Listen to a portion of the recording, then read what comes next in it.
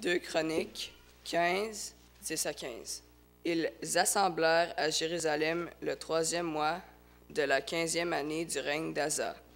Ce jour-là, ils sacrifièrent à l'Éternel sur le butin qu'ils avaient amené 700 bœufs et 7000 brebis. Ils prirent l'engagement de chercher l'Éternel, le Dieu de leur père, de tout leur cœur et de toute leur âme. Et quiconque ne chercherait pas l'Éternel, le Dieu d'Israël, devait être mis à mort, petit ou grand, homme ou femme. Ils jurèrent fidèlement à l'Éternel à voix haute, avec des cris de joie, et au son des trompettes et des cors. Tout Juda se réjouit de ce serment, car ils avaient juré de tout leur cœur. Ils avaient cherché l'Éternel de plein gré, et ils l'avaient trouvé. Et l'Éternel leur donna du repos de tous côtés. Que Dieu bénisse la lecture de sa parole. Vous pouvez maintenant vous asseoir. On va quand même chanter. On va chanter le cantique de méditation, numéro 177, les strophes 1, 2 et 5.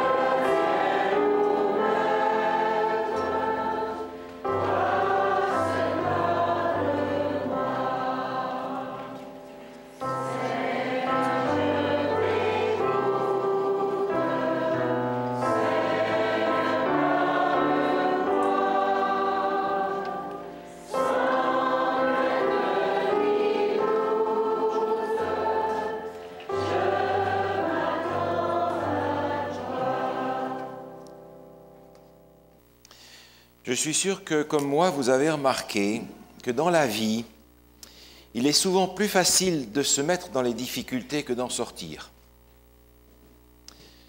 Ça prend un rien de temps de se mettre dans un problème, mais il nous faut parfois beaucoup de temps pour en sortir. J'aimerais vous donner une illustration de ça ce matin. C'est une histoire vraie.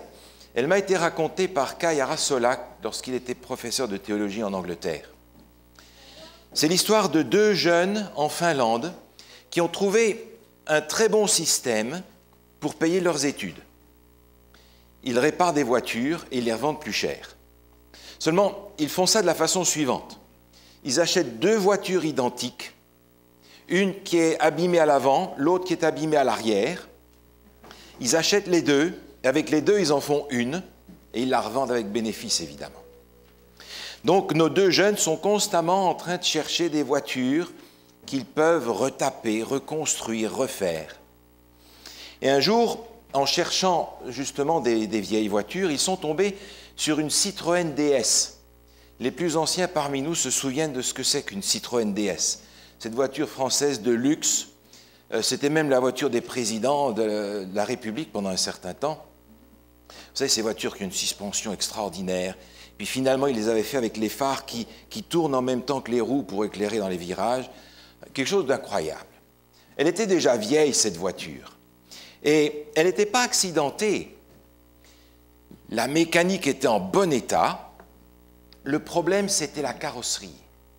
La carrosserie était épouvantable. Il y avait des bosses de partout. La peinture était oxydée, elle s'écaillait à plusieurs endroits. On ne savait plus quelle couleur c'était parce que la rouille avait fait toutes sortes de couleurs sur cette voiture. Les plastiques étaient cuits au soleil. Les pare-chocs en chrome étaient piqués, abîmés. Les verres étaient tout rayés. C'était épouvantable. L'allure de cette voiture était catastrophique. Ce qui fait qu'ils ont pu l'avoir pour un prix très bas. La mécanique était bonne, donc ils se sont dit, on va travailler sur la carrosserie, on va en faire une beauté, et puis après, on va la revendre. Et c'est ce qu'ils ont fait. Ils ont refait la peinture, ils ont résolu les problèmes de carrosserie de partout. Ils ont peint ça de toute beauté. Ils ont refait les chromes, ils ont remis des plastiques neufs. Ils ont été dans tous les petits détails pour que cette voiture soit superbe. Elle était méconnaissable. Elle était fantastiquement belle. Alors ils l'ont mis en vente. Peu de temps après, 2 messieurs étaient intéressés, ils sont venus pour essayer la voiture. Ces 2 messieurs, en fait, c'étaient 2 frères qui étaient assez corpulents, très corpulents. 2 grands frères costauds. Alors ils sont venus, ils se sont installés dans la voiture, nos deux mécaniciens se sont installés derrière, et les 2 messieurs volumineux se sont installés devant. Et ils sont partis faire un tour dans la DS. Fantastique, superbe. C'est doux comme tout, la suspension est soft, c'est impeccable. Ils étaient impressionnés. En plus de ça, elle était comme neuve, elle avait une allure fantastique. Ils ont fait un tour, ils étaient épatés, ils sont revenus à la maison, et puis ils ont voulu sortir de la voiture. Aucune des portières ne s'ouvre. Derrière, devant, ils poussent. Les 2 jeunes derrière étaient embarrassés. Ils disent, qu'est-ce qui se passe? Alors ils donnent des coups d'épaule dans les portières pour essayer de sortir. Ni les portes de devant, ni les portes de derrière ne s'ouvrent. Les 2 jeunes commencent à se regarder. Qu'est-ce qui se passe? Pas moyen de sortir. Alors on ouvre les fenêtres, on passe la main dehors pour essayer d'ouvrir par dehors. Rien à faire.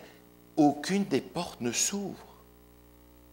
Alors, après avoir tout essayé, ils se rendent compte qu'il n'y a qu'une seule solution, sortir par les fenêtres. Le problème, c'est que dans la DS, les fenêtres à l'arrière sont petites et la vitre ne descend qu'à moitié à cause de la sécurité pour les enfants. Il n'y a donc que les fenêtres de devant qui peuvent descendre jusqu'en bas. Ce sont donc nos 2 messieurs corpulents qui doivent sortir par les fenêtres. Alors ils comprennent que c'est la seule solution.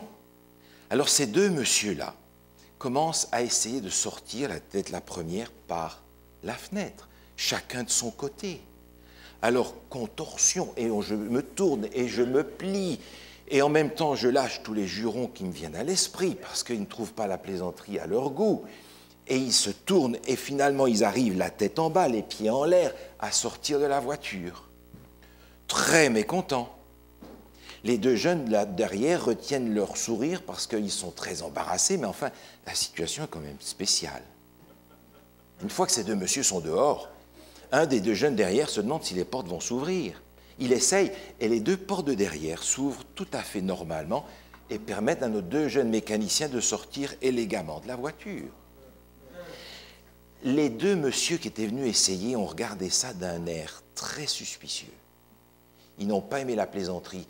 Et vous avez deviné, ils n'ont pas acheté la voiture. Mais nos 2 jeunes se sont dit, mais qu'est-ce qui s'est passé? Alors ils ont étudié la question, ils ont regardé, et ils se sont rendus compte qu'ils avaient travaillé sur la carrosserie, la mécanique, ils avaient fait le minimum parce que ce n'était pas grand-chose à faire, mais ils n'avaient pas eu la curiosité d'aller voir sous la voiture. Sous la voiture, la rouille régnait. Ce qui fait que lorsqu'on chargeait la voiture de 1 ou 2 personnes, ça allait. Mais quand la voiture était vraiment chargée, elle pliait. Et les portes étaient irrémédiablement fermées. Quand on relâchait la voiture de son fardeau, les portes s'ouvraient très normalement. Je vous le disais en commençant, souvent dans la vie, il est plus facile de se mettre dans les difficultés que d'en sortir. Et je pense à une situation semblable dans les Écritures. Dans l'Évangile selon Luc, au chapitre 2, il nous est raconté cette première visite de Jésus à Jérusalem avec ses parents lorsqu'il a 12 ans. Vous vous souvenez, nous n'allons pas relire le texte, vous connaissez cette histoire. C'est un moment important parce que Jésus, pour la première fois, va aller au temple. Il va faire sa bar mitzvah. Il va devenir un fils de la loi. Et Jésus, qui vient pour cette première fois au temple, est accompagné de ses parents. On voyage généralement en groupe parce que c'est une réjouissance d'aller à Jérusalem.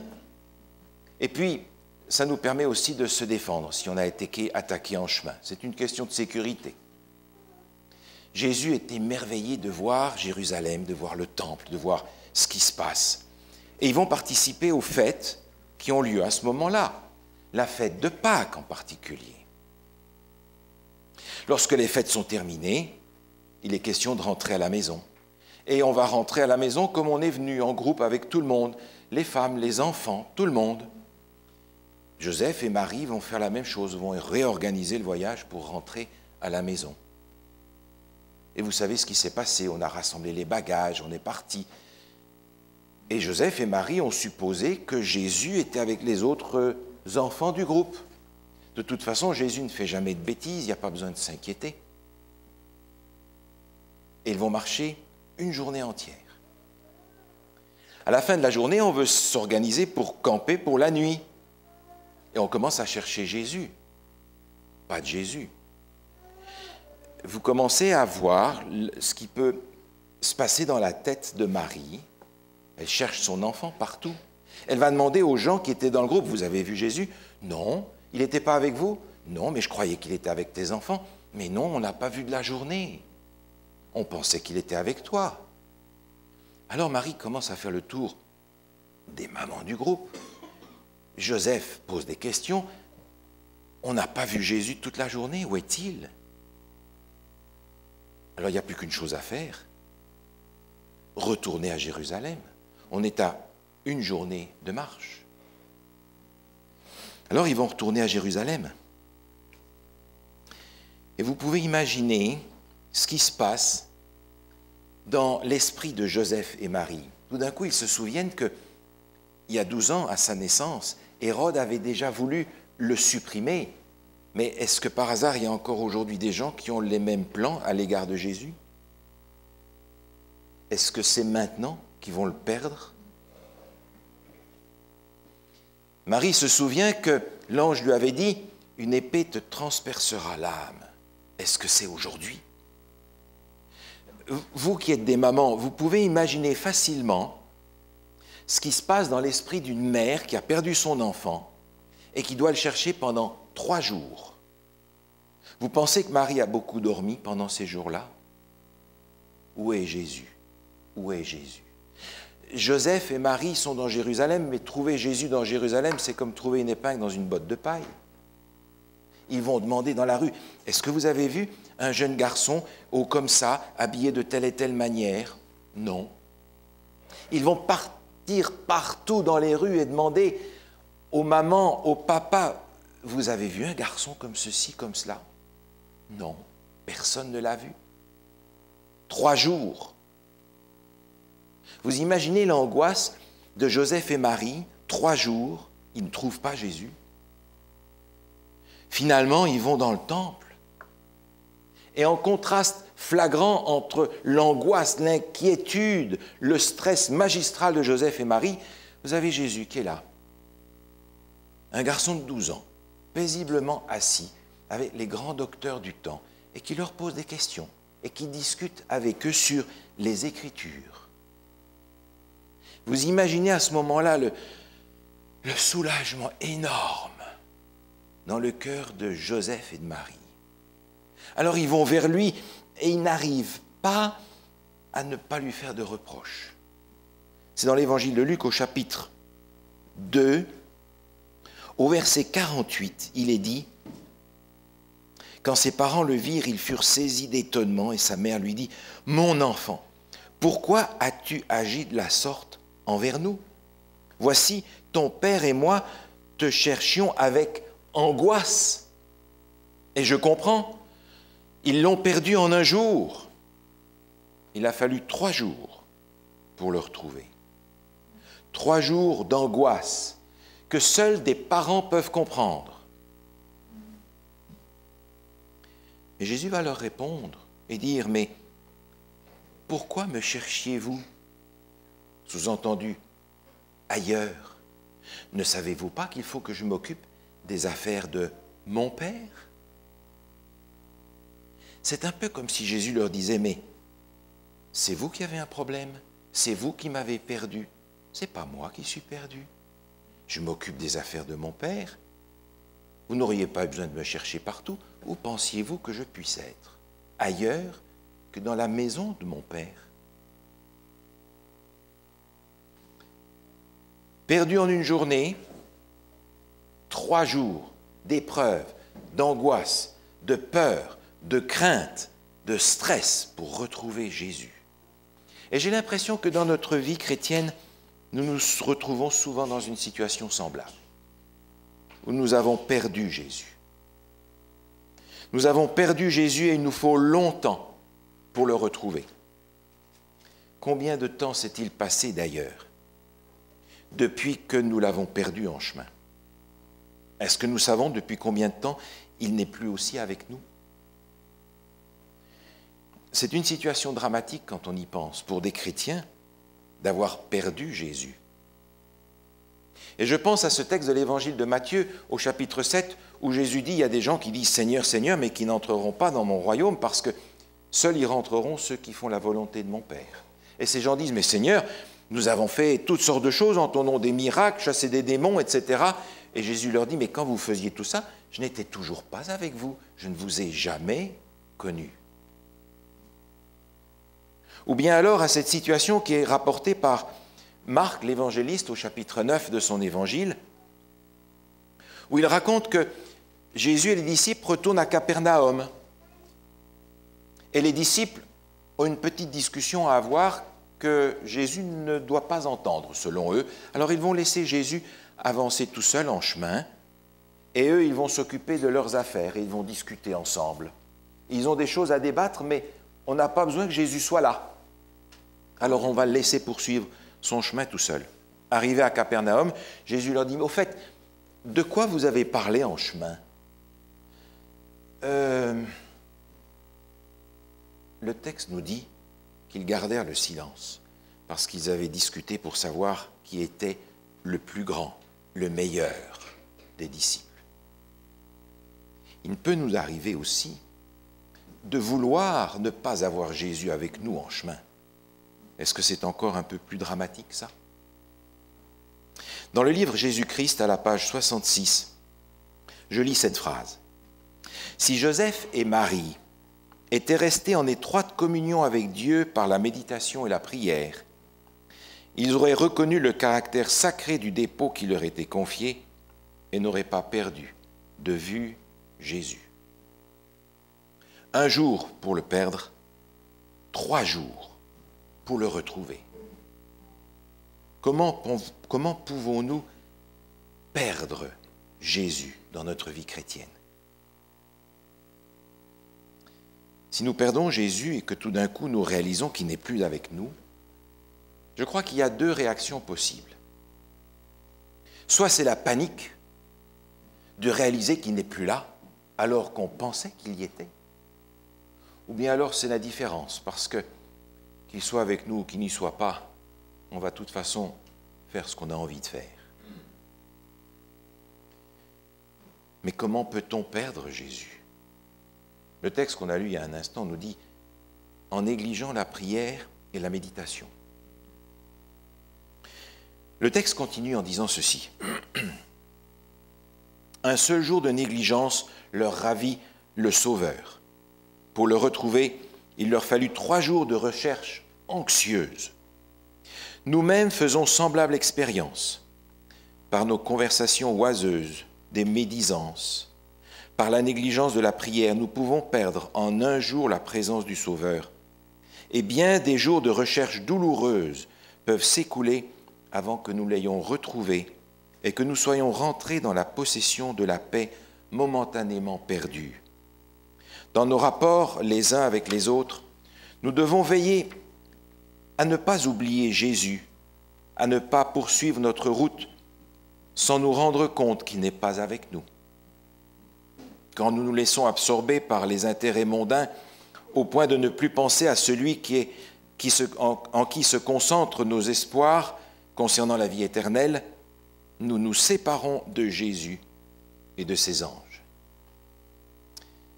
Trop préoccupés par nos affaires, trop préoccupés par le rendement de nos affaires, trop préoccupés par nous-mêmes. On n'a pas vu que Jésus n'était plus en chemin avec nous. Lui a continué le chemin, le bon, et nous avons pris le nôtre. À cause de quoi? À cause de la négligence dans la méditation, dans la prière. À cause de conversations oiseuses, de médisance, de négligence. C'est aucune question doctrinale, ça vous avez remarqué. C'est une question de mode de vie, c'est une question de vie chrétienne pratique. Ce n'est pas terriblement intellectuel, ce n'est pas une divergence subtile dans la théologie, c'est de la vie chrétienne pratique tout simplement. Vous savez, notre vie chrétienne ressemble à une feuille de température, avec des hauts, avec des bas. Si nous avions une ampoule électrique sur la tête, et que cette ampoule électrique s'allume quand nous sommes en contact avec Dieu, et s'éteint quand nous avons perdu le contact avec Dieu, vous savez, nous aurions sur la tête une ampoule clignotante, on and off constamment. Une relation intermittente avec Dieu. C'est ainsi que se caractérise souvent notre marche avec Dieu. On and off. Mais alors, comment retrouver Jésus? Ou alors, mieux que ça, comment ne pas le perdre? Alors, on a déjà cité les grands classiques. La méditation de la parole de Dieu et la prière. Mais permettez, je ne vais pas insister là-dessus aujourd'hui, parce que vous allez trouver que c'est trop classique, trop simple, même si vous ne le faites pas. La méditation de la parole de Dieu et la prière, on peut le faire, et puis quand on a terminé, on ferme le livre, on s'en va, on va s'occuper de nos affaires, et on n'a plus aucune idée de ce qu'on a fait dans ce moment qu'on a consacré à Dieu. Et on ne s'en occupe même plus tout le reste de la journée. Vous savez, imaginez un instant que c'est l'anniversaire de votre femme et vous allez lui offrir des fleurs. Mais vous le faites parce que c'est une obligation, vous devez le faire. C'est un passage obligé. Vous devez lui donner des fleurs.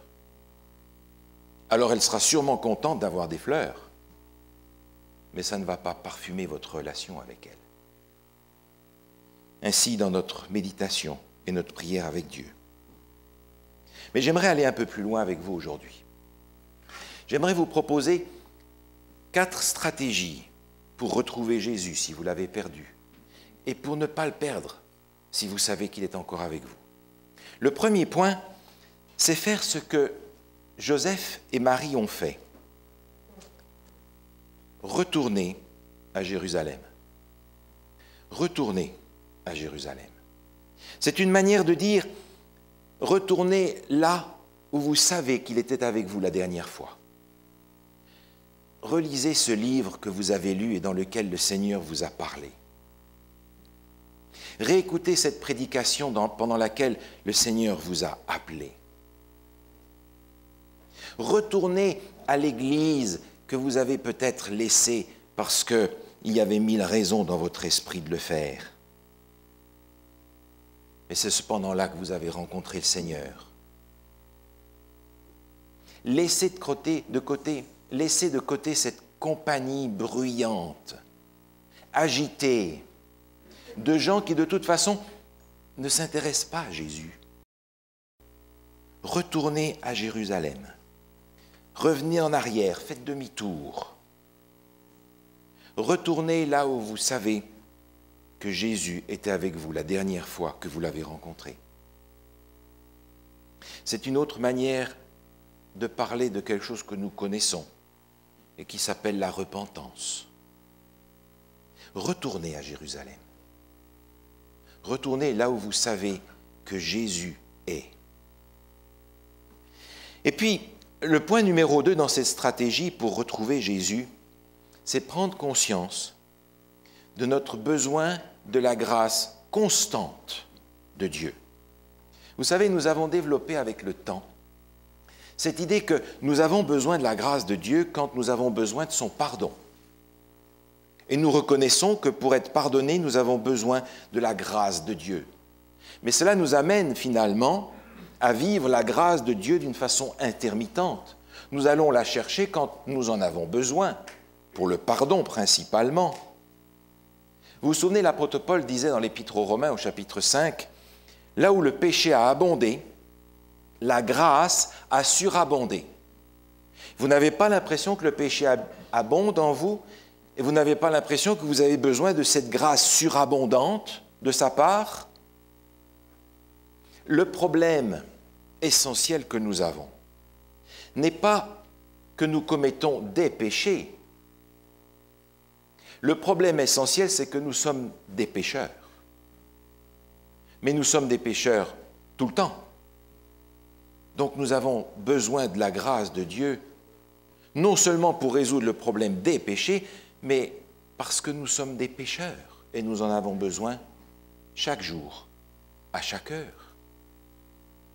Nous ne pouvons pas nous permettre d'utiliser la grâce de Dieu selon nos besoins par intermittence. Nous avons besoin de sa grâce en permanence, à chaque instant de notre vie. Et cette grâce nous est offerte. Elle nous est offerte non pas intermittente, mais permanente. Le problème, c'est que nous n'avons pas toujours le sentiment d'en avoir tellement besoin. Autrement dit, nous ne nous mettons pas au bénéfice de la grâce permanente de Dieu d'une façon constante, seulement quand nous le jugeons nécessaire. Vous savez, notre habitude d'avoir recours à la grâce de Dieu quand nous pensons seulement en avoir besoin, c'est quelque chose qui blesse Dieu et qui garantit notre échec. Cette habitude-là, c'est malheureusement l'habitude qui est décrite dans les Écritures comme étant celle du peuple de Dieu à bien des moments de son existence. Et je vous propose de regarder ce texte avec moi dans le livre du prophète Ésaïe, au chapitre 63. Ésaïe, chapitre 63. J'aimerais que nous regardions ensemble les versets 7 et suivants. « Je publierai les grâces de l'Éternel, les louanges de l'Éternel, d'après tout ce que l'Éternel a fait pour nous. Je dirai sa grande bonté envers la maison d'Israël, qu'il a traitée selon ses compassions et la richesse de son amour. Il avait dit certainement, ils sont mon peuple, des enfants qui ne seront pas infidèles, et il a été pour eux un sauveur. Dans toute leur détresse, ils n'ont pas été sans secours, et l'ange qui est devant sa face les a sauvés. Il les a lui-même rachetés dans son amour et sa miséricorde, et constamment il les a soutenus et portés aux anciens jours. Cette grâce de Dieu était à leur disposition constamment, en permanence, mais ils n'ont pas jugé en avoir besoin. Et le verset suivant continue, « Mais ils ont été rebelles, ils ont attristé son Esprit Saint. » C'est cette idée que finalement la grâce de Dieu, nous n'en avons besoin que quand nous pensons en avoir besoin. Résultat, la révolte contre Dieu. Pourtant, elle est là constamment, cette grâce. Vous, pères et mères qui êtes là aujourd'hui, pensez à la relation que vous auriez avec un fils ou une fille qui ne s'intéresse à vous que pour avoir la clé de la voiture et de l'argent de poche. C'est ainsi que nous agissons finalement envers notre Père Céleste, à bien des égards. Alors qu'il nous offre sa grâce en permanence, nous la prenons du bout des doigts quand nous pensons vraiment en avoir besoin pour nous en sortir. Regardez ce passage dans le livre des psaumes, psaume 32. Au verset 10, il y a cette phrase « Celui qui se confie en l'Éternel est environné de sa grâce. » Environné de sa grâce. Je crois que c'est un élément important pour nous dans notre vie chrétienne de réaliser que nous avons besoin de la grâce de Dieu à chaque instant. Nous avons besoin de la grâce permanente de Dieu. que cette grâce ne peut pas nous laisser, que nous en avons besoin, tout simplement pour vivre. Le point numéro 3, pour ne pas perdre Jésus ou pour le garder, c'est prendre conscience de la présence constante de Dieu. Vous vous souvenez, Jésus avait dit à Thomas, « Heureux ceux qui n'ont pas vu et qui ont cru. » Aujourd'hui, nous ne voyons pas Jésus, nous ne voyons pas Dieu, nous ne voyons rien. Nous ne voyons pas ses anges. Et pourtant, le Seigneur voudrait que même sans voir, nous puissions croire. Souvenez-vous, Jésus avait dit, « Je suis avec vous tous les jours jusqu'à la fin du monde. » Tous les jours. Vous vous souvenez de cet événement qui est raconté dans le 2e livre des Rois, au chapitre 6, où le prophète Élisée était recherché par le roi de Syrie.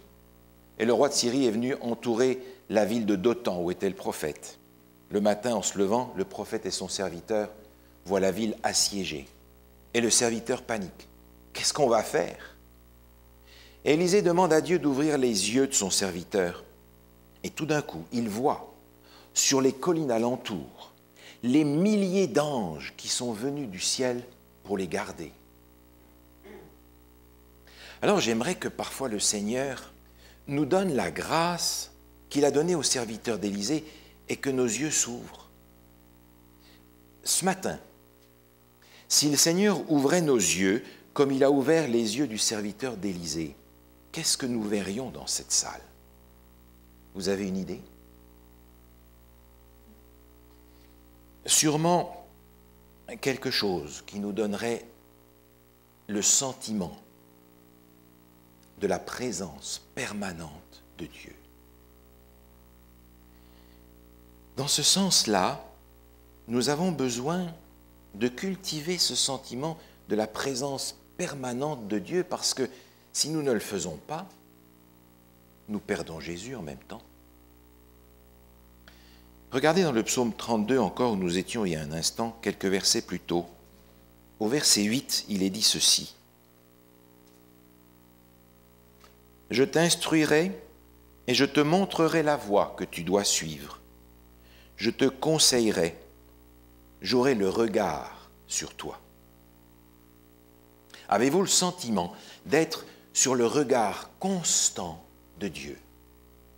Non pas le regard d'un Dieu qui est en train de chercher à savoir quelle faute vous allez faire pour vous taper sur la tête, mais le regard d'un père qui est en train de surveiller ses enfants pour qu'il ne leur arrive aucun mal. Avez-vous le sentiment d'être sous le regard constant de Dieu? Dans le livre Éducation, à la page 261, Ellen White écrit ceci. « Comme sauvegarde contre la tentation et comme inspiration à la pureté et à la vérité, aucune influence n'égale le sens de la présence de Dieu. » Ça, c'est aussi un moyen que nous avons besoin de développer pour ne pas perdre Jésus en route. Le 4e point de cette stratégie pour retrouver Jésus, c'est la prise de conscience de notre besoin constant de la puissance de Dieu. Nous savons que nous n'avons pas de force en nous-mêmes, alors nous serions tentés de dire à Dieu, « Seigneur, rends-nous forts, fais de nous des hommes forts et des femmes fortes. » En réalité, ce que nous devrions demander à Dieu, c'est de dire, « Seigneur, sois fort en nous. » Parce que sinon, vous comprenez, l'orgueil va récupérer cette force et nous faire croire que nous sommes forts vraiment alors que nous ne le sommes pas. L'apôtre Paul avait conscience de cela. Et il l'a écrit, regardez ce texte avec moi dans la première épître aux Colossiens. Première épître aux Colossiens, au chapitre 1er. Et au verset 29, il est écrit ceci. L'apôtre Paul ici parle d'arriver à la perfection chrétienne, devenir des hommes parfaits en Christ. C'est de cela dont il parle dans les versets qui précèdent. Et il dit au verset 29, « C'est à quoi je travaille en combattant avec sa force qui agit puissamment en moi. L'apôtre Paul a conscience que c'est la force de Dieu qui doit agir en lui. Ce n'est pas lui qui peut être fort pour y arriver tout seul. Et là encore, nous faisons avec la puissance de Dieu ce que nous faisons avec sa grâce à bien des égards. C'est-à-dire que nous allons chercher la puissance de Dieu quand nous pensons en avoir besoin. C'est-à-dire quand nous n'y arrivons pas tout seuls. Alors on va chercher un coup de main de la part de Dieu pour y arriver. Est-ce que ça ne résonne pas à vos oreilles comme du salut par les œuvres, ça? Je vais me débrouiller tout seul, et quand je n'y arrive plus, au secours, Seigneur! Alors que, en réalité, nous avons besoin de lui, de sa puissance, à chaque instant. C'est vrai, nous avons la force de faire quelque chose. Il y a des choses que nous pouvons faire et que nous sommes fiers d'accomplir. Mais quand il est question d'arriver, comme l'apôtre Paul le dit, à un caractère chrétien parfait, quelle force pensez-vous que nous avons pour arriver à ça? Nous avons donc besoin de cette puissance de Dieu d'une façon constante en nous. L'apôtre Paul, dans l'Épître aux Éphésiens, quelques pages avant, le rappelle aussi. Lisez ce texte avec moi, voulez-vous, dans Éphésiens chapitre 3.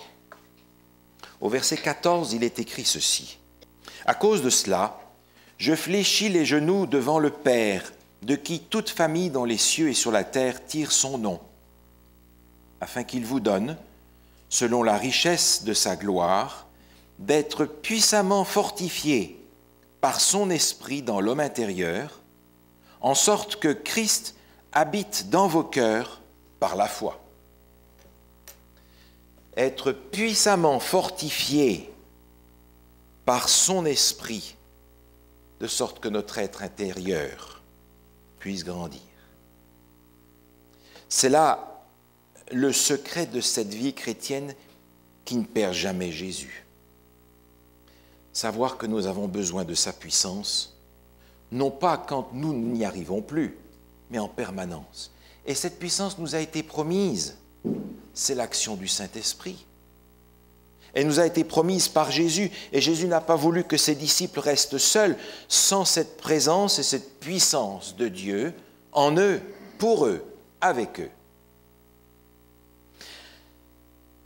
Est-ce que vous avez perdu Jésus? Est-ce que vous l'avez laissé en chemin quelque part? Et depuis quand savez-vous que vous l'avez perdu? Est-ce que vous savez depuis quand il n'est plus avec vous? Combien de difficultés, combien de peines, combien de misères nous aurions pu nous épargner si nous n'avions pas perdu Jésus en chemin quelque part, le long de notre vie chrétienne? Combien de temps va-t-il falloir pour le retrouver? Peut-être nous l'avons perdu rapidement, pour les raisons que nous avons mentionnées tout à l'heure. Mais combien de temps va-t-il falloir pour le retrouver? 3 jours? 3 mois? 3 ans? Le Seigneur nous propose de le chercher ardemment.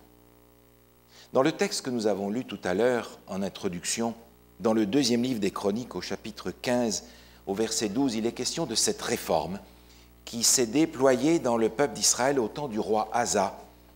Et il est dit au verset 12, ils prirent l'engagement de chercher l'Éternel, le Dieu de leur père, de tout leur cœur et de toute leur âme. Ils prirent l'engagement de chercher l'Éternel. Est-ce que nous sommes capables de prendre cet engagement-là pour être sûrs de ne jamais le perdre en chemin, quoi qu'il arrive, qui que nous soyons?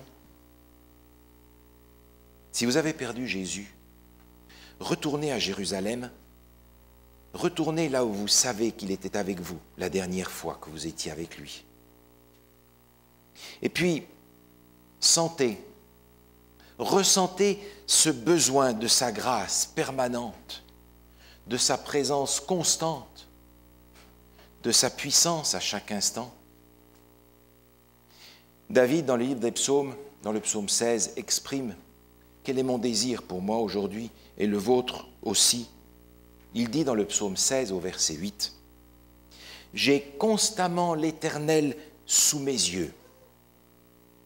Quand il est à ma droite, je ne chancelle pas. » Amen.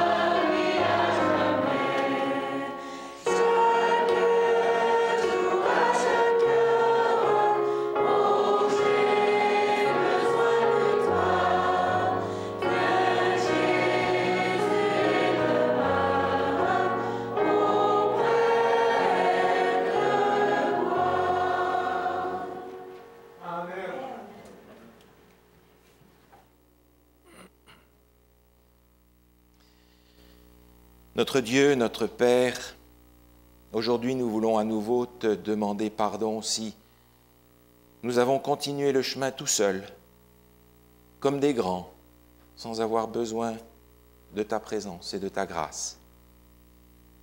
Accorde-nous de savoir revenir en arrière et saisir les moyens que tu nous as donnés pour ne pas te perdre en chemin. Accorde-nous la grâce de marcher avec toi jusqu'au bout. Nous te le demandons au nom de Jésus. Amen.